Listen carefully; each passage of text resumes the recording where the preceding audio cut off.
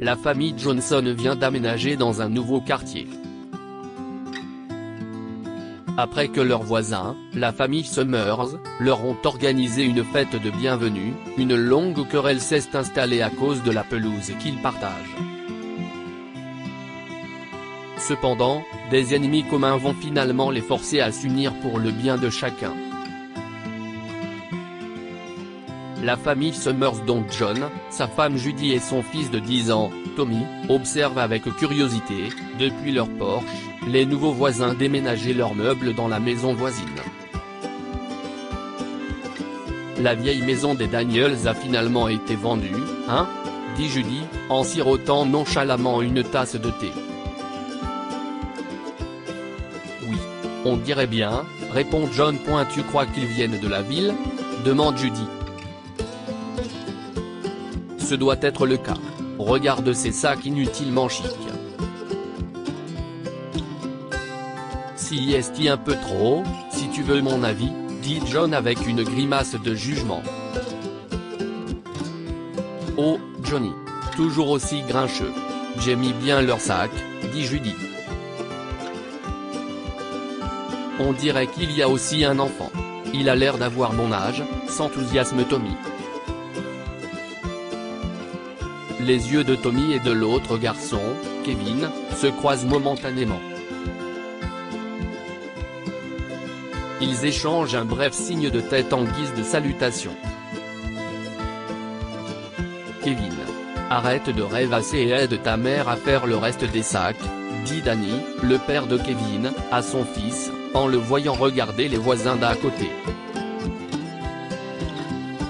Kevin a aidé sa mère, Cindy, à rentrer les sacs dans la maison. Danny a jeté un coup d'œil par la fenêtre de la cuisine, donnant sur la véranda de la famille. On dirait qu'on a des voisins curieux, se moque Danny. Ils ont l'air sympas. Peut-être devrions-nous nous présenter une fois que nous serons installés, suggère Cindy. Peut-être. Je pense juste que nous avons quitté la ville pour avoir un peu de paix et de tranquillité. Ne nous mêlons pas trop de la politique de la communauté, d'accord ? Dit Danny. La politique, Danny ? Détends-toi. Si est notre nouvelle maison. Notre nouvelle communauté. Nous devons l'accepter. Et je sais comment tu te comportes parfois, dit Cindy en faisant les yeux doux à Danny. Je sais, mon amour. Et je suis tout à fait d'accord pour l'accepter. Tout ce que je dis, si est qu'ils ont l'air un peu intrusifs, ajoute Danny. Si est absurde. Il se montre simplement aimable. En plus, je pense que si est une bonne chose pour Kevin. Il pourrait même devenir ami avec le petit garçon d'à côté. Tu sais qu'il a eu du mal à se faire des amis en ville. Cela pourrait lui faire du bien, dit Cindy en serrant affectueusement son mari dans ses bras. Allô, je suis là, dit Kevin en levant sa main pour qu'il soit remarqué. Ses deux parents ont ri aux éclats. Ta mère a raison. Si est un nouveau départ pour nous tous, les Johnson. Nous devrions le prendre par les cornes et l'embrasser, dit Danny, en entraînant son fils dans le câlin de groupe et en appréciant leur nouvel espace. Quelques jours plus tard, on frappe à la porte de la famille Johnson. Cindy est allée ouvrir la porte et a trouvé une assemblée de voisins, tous debout devant leur porche, apportant divers cadeaux de pâtisserie et d'autres aliments. Parmi eux se trouvaient John, Judy et Tommy. Bonjour à tous. Nous sommes la famille Summers. Voici les McCarthy, les Stevens et les Lloyd. Nous sommes tous vos nouveaux voisins et nous voulions vous souhaiter la bienvenue dans le quartier, dit Cindy avec un sourire chaleureux. Oh, waouh. Si est très gentil de votre part. Dit Cindy alors que Judy lui tend une casserole. Danny. Kevin. Appelle Cindy. Danny et Kevin arrivèrent quelques instants plus tard, surpris de voir la fête de bienvenue sur le pas de leur porte. Nos voisins sont venus avec des cadeaux, chérie, dit Cindy à son mari. Oh, merci. Je m'appelle Danny, voici ma magnifique femme, Cindy, et notre fils, Kevin, dit Danny en prenant le reste des cadeaux. Une fois de plus, Tommy et Kevin s'adressent un discret signe de tête pour se dire bonjour et un sourire amical. C'est un plaisir de vous rencontrer tous. Je m'appelle John, et voici ma femme, Judy, et mon fils, Tommy. Comme nos maisons sont contiguës, nous avons pensé qu'il était normal d'y organiser un barbecue pour vous souhaiter la bienvenue dans le quartier et faire plus ample connaissance. Samedi après-midi. Qu'en pensez-vous? S'élance John. C'est une bonne idée. Merci, John, dit Danny. D'accord, très bien. Je suppose qu'on se verra là-bas, conclut John. Je suppose que oui. Merci encore, conclut Danny. Plus tard dans la nuit, Danny et Cindy se préparent à aller se coucher. Cindy se lavait le visage dans la salle de bain tandis que Danny s'allongeait sur le lit, en pleine contemplation. Je t'avais dit que les nouveaux voisins seraient sympas, dit Cindy depuis la salle de bain. Si est drôle, je ne me souviens pas que tu aies dit ça, rétorque Danny. Écoute, tout ce que je dis, si est qu'ils ne sont pas aussi mauvais que tu le craignais. Je crois bien que le mot que tu as utilisé était intrusif, ajoute Cindy en entrant dans la chambre et en rejoignant Danny dans le lit. Je ne sais pas ce qu'il en est pour toi, mais nous bombarder sur le pas de notre porte avec une liste de plats cuisinés trop cuits, si est un tout petit peu intrusif. Juste un peu, dit Danny avec un sourire malicieux. Cindy s'esclaffe et dit, oh, waouh, est-ce vraiment l'homme que j'ai épousé? Nous sommes en banlieue, mon amour. Si est comme ça que ça marche ici. Et je pense vraiment que si est gentil. La ville peut être si distante, froide et réservée. J'aime ça, dit Cindy avec un sourire plein d'espoir. Oui, bon. Blague à part, j'aime bien aussi, dit Danny avant de poursuivre avec une grimace, mais que penses-tu de ce John? Oh, la famille Summers. Ils sont gentils, répond simplement Cindy. J'imagine. Je ne suis juste pas sûr de la façon dont il a dit, je suppose que nous vous verrons là-bas. Il ne nous a pas vraiment laissé le choix, n'est-ce pas? Dit Danny. C'était une invitation amicale, Danny, rien Cindy, se moquant de la paranoïa de son mari. Ça suffit maintenant. Allons dormir. Bonne nuit, mon amour, conclut Cindy en embrassant son mari. Il lui répond, bonne nuit, ma chérie. Quelques jours passent, et si est enfin le samedi du barbecue. Les familles ont installé le barbecue sur la grande pelouse qui borde les maisons des Summers et des Johnson.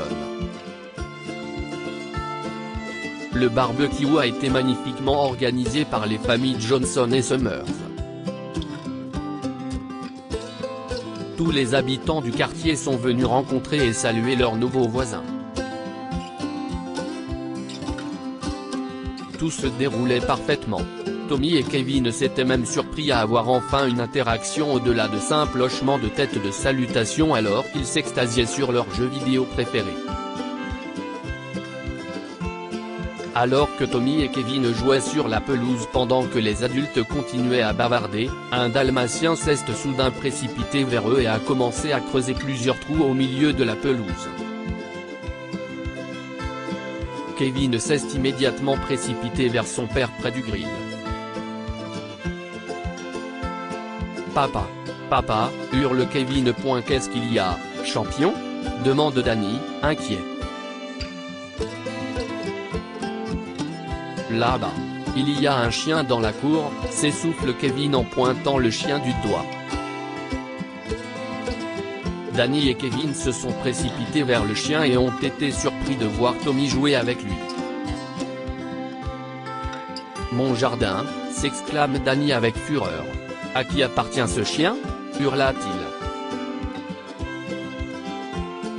« Si est notre chienne, monsieur !» dit doucement Tommy, un peu pris de court par la rage de Danny. Soudain, John apparaît derrière Danny. « Tout va bien ici ?» demande John. « Non, tout ne va pas bien. Votre chien est en train de salir ma cour », dit Danny en montrant le trou dans la cour. « Désolé pour ça. Je suppose que Suzy doit s'habituer à partager l'espace, si est tout. Avant, c'était son terrain de jeu, explique John. Si est bien, mais maintenant, si est notre jardin. J'aimerais bien que Suzy le comprenne, rétorque Danny. Allez, viens Kevin, dit Danny en partant, suivi par son fils qui hésite à le suivre. Kevin et Tommy échangèrent un regard triste en voyant leur temps de jeu écourté. John arrangeait les oreillers avec un air contrarié alors que lui et sa femme se préparaient à se coucher, plus tard ce jour-là. Judy le regarda, essayant de comprendre pourquoi il était de si mauvaise humeur. « Alors, vas-tu enfin me dire ce qui te contrarie autant ?» demanda finalement Judy. Ce Danny. Si est un vrai salaud, n'est-ce pas? Il nous dit que Suzy devrait trouver un autre endroit comme si l'endroit lui appartenait, dit John. Eh bien, techniquement, si est le cas. Si est en partie sa propriété, aussi, dit Judy en se hissant dans le lit. Oui, mais il n'avait pas besoin d'être aussi désagréable à ce sujet. Si est aussi notre propriété, rétorque John. S'il te plaît, John. Ne fais pas toute une histoire. Mis à part le petit incident avec Suzy, c'était un super barbecue. J'aimais bien Cindy et toute sa famille. Qui sait, tu pourrais même trouver un ami en John. Regarde Tommy et Kevin. Ils ont l'air de bien s'entendre, dit Judy. Des amis ? dit John en se moquant. J'ai ne doute fort. Tout ira bien tant qu'il saura où est sa place. N'y pense pas trop, mon chéri, dit Judy en embrassant son mari. Bonne nuit. Quelques jours plus tard, John remarque que la famille Johnson a garé deux de leurs voitures sur la pelouse et qu'une autre a pris de la place sur le terrain des Summers. John voit Danny sortir d'une des voitures et s'approche immédiatement de lui pour le confronter. « Hé, Danny. Écoute, tu occupes un peu trop l'espace. » Si est un espace partagé, tu te souviens ? dit John. Oui, je m'en souviens. Tu l'as expliqué à ton chien ? rétorque Danny, avec un air fier. Si est de ça qu'il s'agit ? Tu es toujours fâché pour Suzy ? demande John, confus. Si est une question de respect, John. Passe une bonne journée, dit Danny en partant sans un mot de plus. Le lendemain, John a décidé de prendre les choses en main et a commencé à construire un mur entre leurs propriétés pour établir une frontière. Danny était furieux et avait menacé ouvertement de poursuivre John en justice, mais ce dernier l'avait ignoré en continuant de construire le mur. Les jours se sont transformés en semaines, et le mur est devenu de plus en plus haut, tout comme la querelle tendue entre John et Danny. Mais ni l'un ni l'autre n'était prêt à faire marche arrière. Ils commencent à s'éviter et interdisent même à leurs enfants, devenus depuis peu des camarades de classe et de bons amis, de communiquer. Tôt un matin, John est réveillé par un grand fracas venant de l'extérieur. En regardant par la fenêtre, il aperçoit un bulldozer en train d'abattre son mur. John sort de la maison en courant et aperçoit Danny qui se tient près du mur. « Danny, tu es fou? Arrête ça tout de suite !» hurle John, furieux. « Écoute, je pensais honnêtement faire la même chose. Mais je crois que je suis arrivé un mois trop tard, » dit Danny, regardant avec stupéfaction le bulldozer continuer à démolir le mur. « Menteur. Je sais que c'est toi qui as fait ça. Arrête, maintenant !» s'écrie John. « Je te le jure, John. Ce n'est pas moi, » dit Danny pointument, insiste John. Lassé des accusations et des divagations de John, Danny se jette devant le bulldozer. Qu'est-ce qui se passe ici? Le bulldozer s'arrêta, et une voiture s'arrêta soudain à côté de lui. Un homme vêtu d'un costume tape à l'œil en sortie et hurla sa frustration au conducteur du bulldozer. « Qui vous a dit de vous arrêter? Je ne vous paie pas pour que vous vous reposiez. Au travail. Excusez-moi. Qu'est-ce ce que vous croyez faire? » Danny s'en prend à l'homme. « Monsieur Cooper ?» dit John, surpris. « Quoi?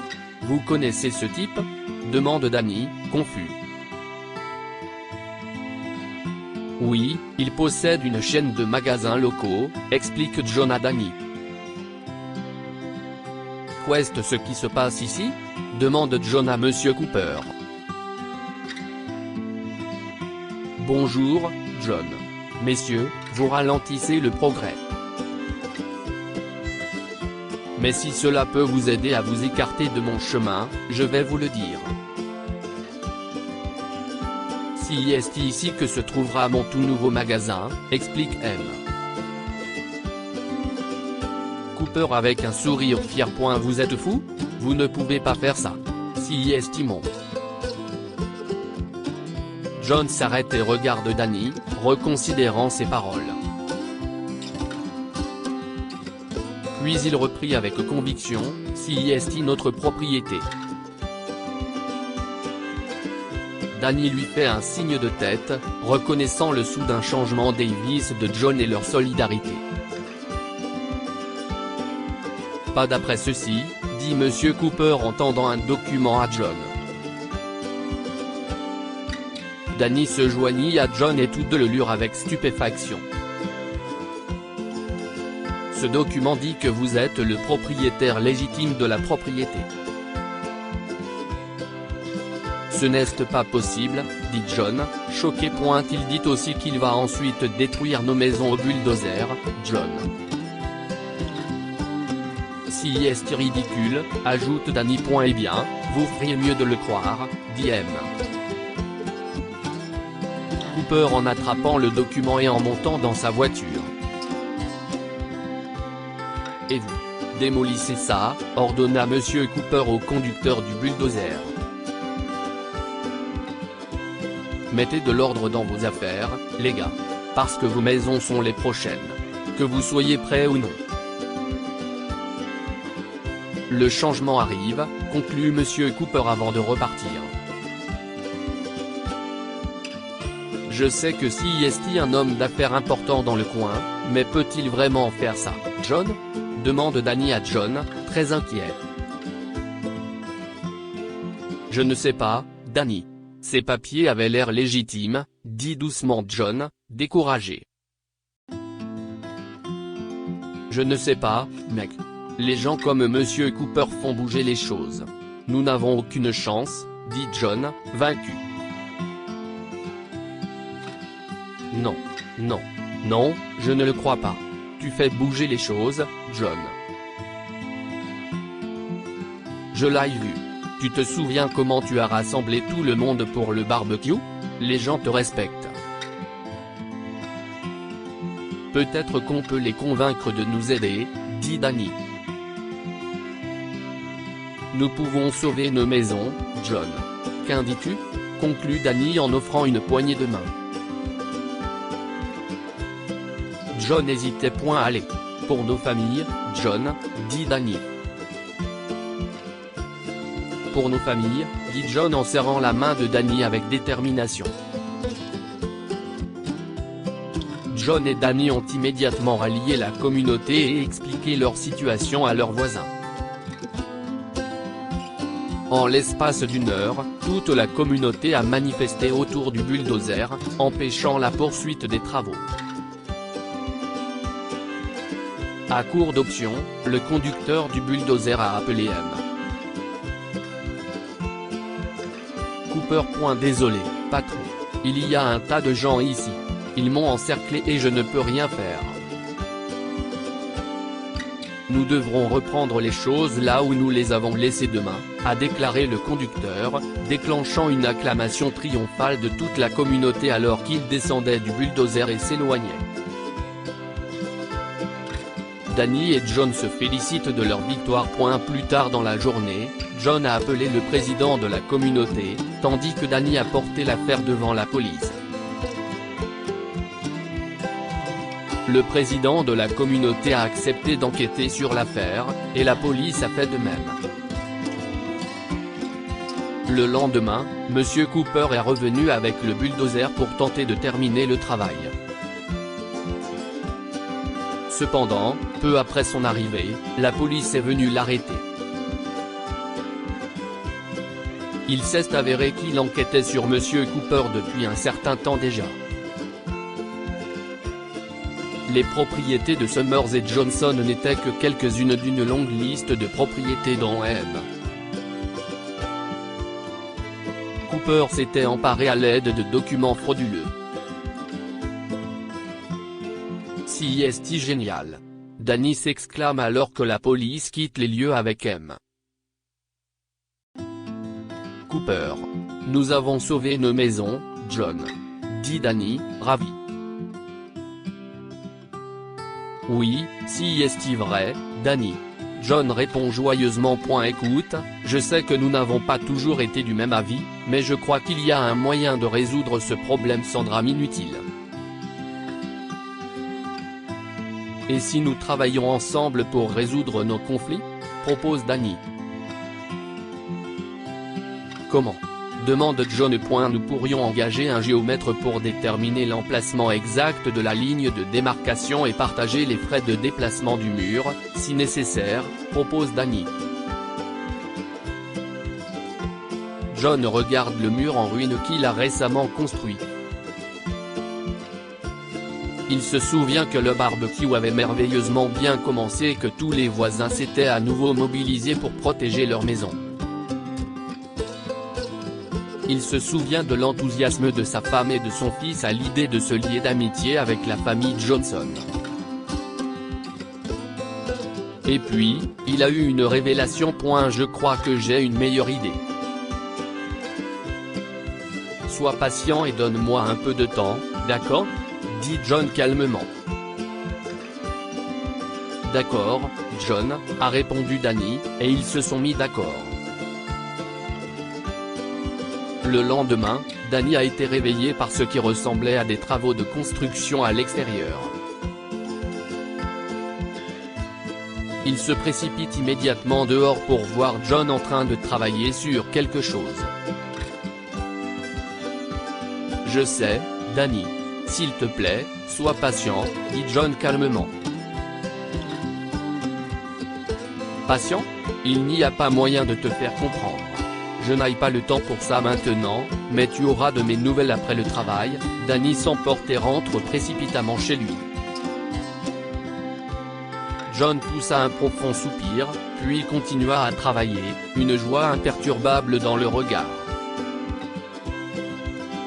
À la fin de la journée, Danny rentre du travail et voit une aire de jeu sur la pelouse du côté de John, où Tommy et Kevin se balancent joyeusement. Le côté de la pelouse de Danny semblait étrangement vide à côté de l'aire de jeu remplie de rire de l'autre côté. On dirait que tu as vraiment eu une meilleure idée, dit Danny, surpris, en s'approchant de John. Je te l'avais bien dit. Sois patient, dit John avec un sourire chaleureux. Papa, regarde. Le père de Tommy a construit une aire de jeu, dit Kevin, ravi. Je vois. Vous vous amusez bien, les garçons ? Demande Danny. Oui, s'exclament Tommy et Kevin. Si est génial, leur répond Danny avant de se retourner vers John. Une trêve ? dit Danny en lui tendant la main. Une trêve, répond John. Ils se sont serrés la main et ont regardé leurs enfants jouer. À partir de ce jour, les deux familles ont accepté de partager l'espace de la pelouse. Danny et John sont même devenus de bons amis. Danny et John construisirent un immense belvédère du côté de Danny, où ils organisaient des barbecues et des fêtes pour toute la communauté. Judy et Cindy ont également accepté de faire un petit jardin de fleurs avec l'espace restant. Que pouvons-nous apprendre de cette histoire ? Il faut savoir s'entendre avec ses voisins, car on ne sait jamais ce qui peut arriver. Si John et Danny avaient continué à se battre, ils n'auraient pas pu faire face à la menace de M. Cooper. Apprenez à donner la priorité à ce qui compte vraiment et mettez votre ego de côté. John et Danny ont dû apprendre à mettre leur ego de côté et à penser à leur famille et à leur foyer. Une fois qu'ils ont mis leurs différences de côté, ils ont même réussi à forger une amitié à partir de cette situation. Partagez cette histoire avec vos amis. Elle pourrait égayer leur journée et les inspirer.